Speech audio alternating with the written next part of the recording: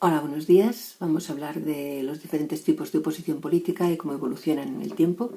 Ya hemos hablado bastante de ellos, pero bueno, vamos a concretarlos, ¿no?, en lo que fue la oposición. Bueno, hay que empezar diciendo que el régimen lo que hizo fue continuamente una represión continua y constante de cualquier ideología o de cualquier movimiento que pretendiera hacer frente al franquismo, y lo articuló a través de leyes muy concretas y además muy efectivas. La ley de responsabilidades políticas fue una ley bajo la que se dictaron, se habla de entre 25 y 30.000 condenas a muerte diarias constantes al principio de la posguerra, y se siguió hacia adelante, pero en esos primeros momentos, bueno, hay una anécdota que habla, ¿no?, de que Franco estaba firmando sentencias de muertes mientras comía chocolate con churros, como si fuera una cosa totalmente normal, firmar sentencias de muerte. Y luego depuración de funcionarios en esta misma ley. Y aquí tenemos que hablar de los maestros, por ejemplo, de los maestros de la República, que se les prohibió trabajar a partir de que el franquismo se impone. Todas las personas que habían estado dando clases durante la República se les prohíbe trabajar. Y la otra ley, también muy importante que sabemos para articular esta represión, fue la Ley de Seguridad del Estado contra la masonería y el comunismo. Y parece que juntan dos cosas muy extrañas, ¿no? El comunismo normal, porque el comunismo era el que articulaba, ¿no?, toda la fuerza de la izquierda, pero radical, ¿no? Eran los rojos, el mal directamente. Y la masonería viene de que parece ser que Franco quiso entrar en la logia de los masones, pero los masones es un grupo muy elitista, solamente entran allí quien ellos deciden y tiene que ser de un nivel, de una categoría muy alta, tanto a nivel intelectual como representantes de la sociedad, o sea que no entra quien quiere, entra quien ellos dejan. Y le niegan a Franco la entrada a la logia de los masones. Franco se indigna y articula también esta especie de persecución, ¿no?, de todo aquello que era la organización que para él ella judeo-masónico-marxista. Era, bueno, un término que le engloba a él para todos los grandes símbolos, ¿no?, contra lo que tiene que luchar. Directamente, ¿no?, la respuesta del régimen continuamente fue la represión, las condenas a muerte, la prisión. La prisión fue para gente que a lo mejor no había tenido casi nada que ver, ¿no?, con ningún cargo político. A lo mejor eran familiares de alguien que había estado en cargos políticos, pero se utilizó muchísimo la prisión en los campos de trabajo o campos de concentración, depende de donde busques la información, te habla de un término o de otro. Y allí pues los presos lo que hacían era trabajar para el Estado. Tenían que trabajar cada 2 días, se les conmutaba uno de pena y a través de ellos pues se hicieron muchísimas obras del Estado, trabajo gratis para el Estado. Se habla incluso de eso, de esclavos del régimen. ¿Cómo va apareciendo, ¿no?, la oposición al régimen? Pues en un principio pues muy poca, o sea, muy poca. Muy significativa o muy simbólica, si queréis, pues la de los maquis. Los maquis eran guerrilleros que habían estado en la guerra, que creían firmemente, ¿no?, en una sociedad de libertades, una sociedad igualitaria, y que no se resignaban a entender que se había acabado esa lucha, que se había acabado todo ese proyecto, y se esconden en las montañas y van haciendo alguna intervención, de vez en cuando bajan, hacen alguna intervención muy pequeñita, no hubo acciones contundentes ni importantes. La más importante fue una que intentaron entrar por el Valle de Arán, que habían pedido ayuda a los comunistas y les estaban esperando y no tuvo ninguna repercusión. Y hay una película que explica muy bien quién eran los maquis, que es la película del Laberinto del Fauno, que seguramente que la habéis visto, y si no, pues es una película muy entretenida. Es una película muy simbólica, con muchas metáforas, pero también es fantástica, o sea que si tenéis un ratito y la queréis ver, entenderéis muy bien lo que eran los maquis.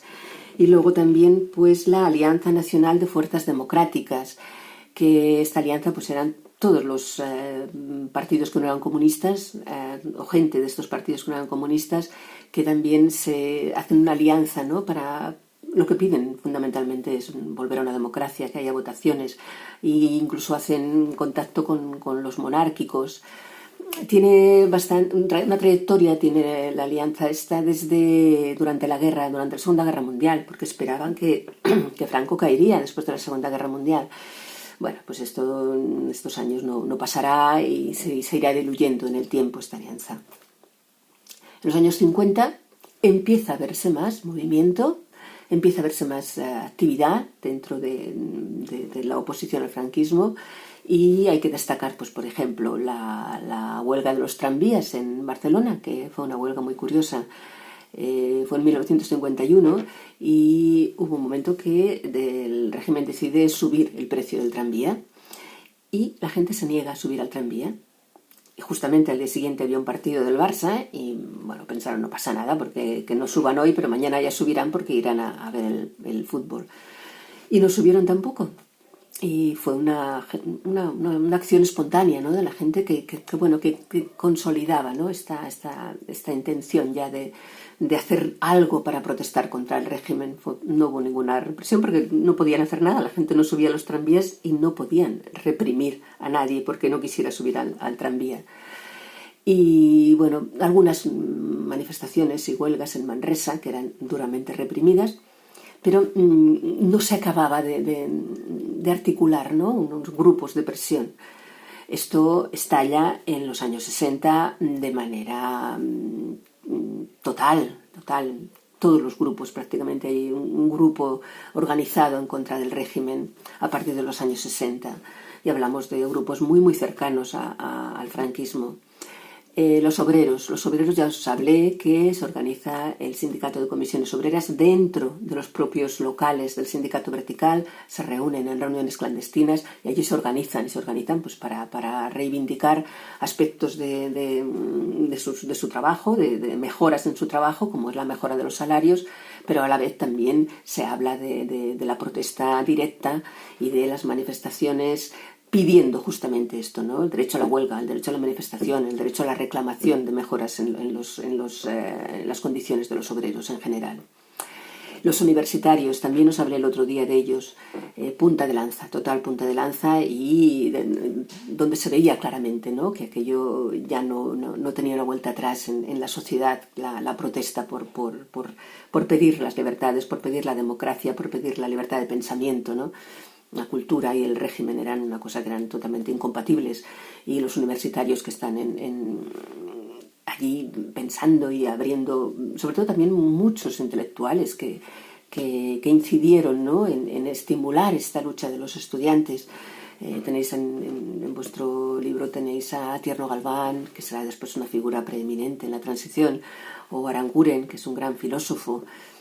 Pues con toda esa ayuda, ¿no?, y esa fuerza, los estudiantes salieron a la calle continuamente durante muchos años, con los crises detrás, haciendo presión con las porras. Tenéis una foto en el estándar que os he puesto, ¿no? Y además estaban muy influenciados también por todo el movimiento hippie de libertades. Era inevitable que los estudiantes salieran a protestar y a pedir libertad a la calle, corriendo y con consignas contra el régimen. La Iglesia, que también os hablé el otro día, multitud de manifestaciones contra el régimen. La más destacada, evidentemente, la del obispo Tarancón, que después fue cardenal Vicente Enrique y Tarancón, que se le llamará la Bestia Negra, y que el régimen articulará pues eslogans contra él como Tarancón al paredón, y fue en misericordia con el régimen, incluso amenazó a Franco de excomulgarlo. Pero no solamente él, sino que también os hablé el otro día de los curas rojos, de los curas obreros, curas que siguen todo el discurso del Concilio Vaticano II y que quieren aplicarlo, quieren que la Iglesia esté al lado de los pobres, al lado de los necesitados, de los vulnerables, de ayudarlos, ¿no?, en sus luchas también para conseguir mejores condiciones. Serán muy activos dentro de la Iglesia, y hasta una manifestación de sacerdotes en Barcelona, un grupo de sacerdotes, unos 100 y pico sacerdotes, que se manifestaron en Barcelona contra la tortura del régimen. La Iglesia fue decantándose cada vez más, tenía sus grupos de apoyo, mucha jerarquía eclesiástica que estuvo a su lado, pero a la vez partes importantes de la Iglesia se opusieron firmemente al franquismo entre los años 60 y 70. Y la oposición política, pues ya os he hablado de los maquis que estaban organizados por el Partido Comunista, pero el líder es Carrillo, sigue siendo Carrillo, y Carrillo lo que hace es hace un revisionismo del comunismo. El comunismo en Rusia ya se había demostrado que era igual que en España una dictadura con millones de muertos en los gulags, por lo tanto tenía que sospecharse de ese tipo de comunismo, y Carrillo habla de un eurocomunismo, un comunismo mucho menos rígido y con unas estructuras más flexibles, ¿no?, que lo que estaba siendo el comunismo en Rusia. El PSOE casi no tuvo mucha importancia, algunas acciones muy esporádicas, y cuando realmente se organiza el PSOE es en el Congreso de Suresnes en 1974, al final del franquismo, que es cuando aparece ya la figura de Felipe González como líder de los socialistas.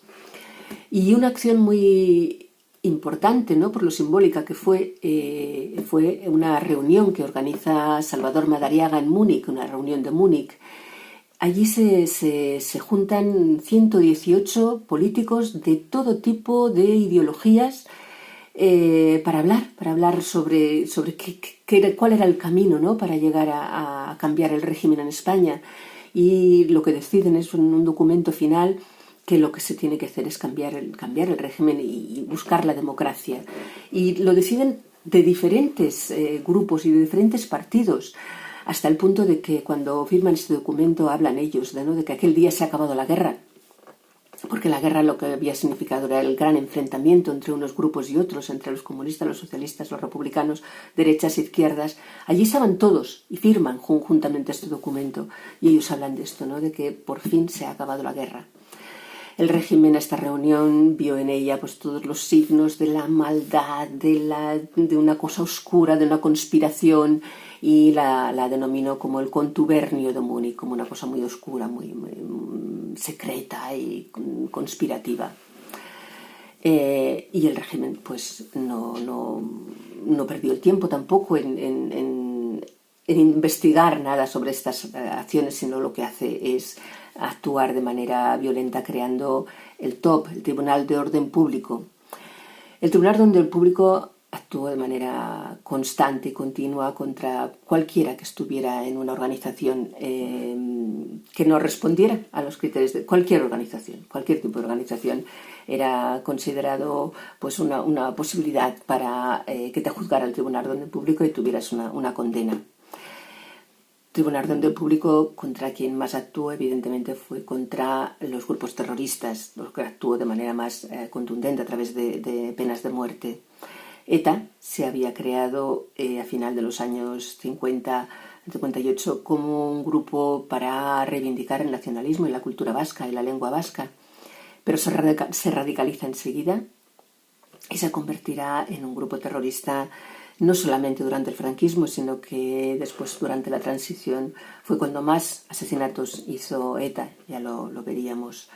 Y además también aparecen otros grupos terroristas como el Frente Revolucionario 1 de Octubre, que era el GRAPO, el Grupo Revolucionario 1 de Octubre, que seguía las consignas de Mao, del comunismo chino, pero también actuará violentamente.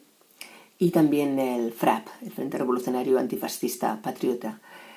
Contra estos grupos es contra quien más se actuará de manera, hasta las últimas consecuencias, ¿no?, con penas de muerte.